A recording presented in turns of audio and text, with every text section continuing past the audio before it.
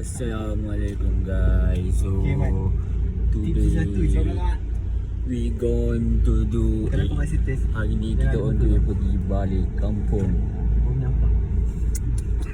Cik alok. Tapi sebelum balik kampung kita nak kena singgah Melaka dulu, pergi beraya semua.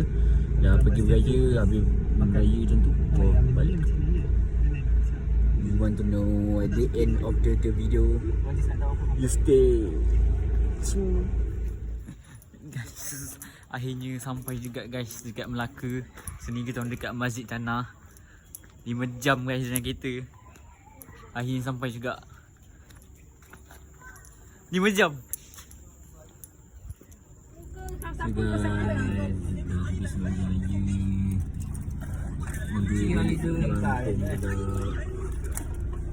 Kampung nak ni boleh malam sampai. Ya. Bye bye. Okay guys, so sekarang alhamdulillah dah sampai dekat kampung. Setelah tadi pada Melaka tadi 5 jam. Sampai Melaka tadi pukul berapa? Pukul 6 jugalah kita gerak ke sini. Sampai sini tadi pukul 10 lebih. So dalam 6, 7, 4 jam juga tadi.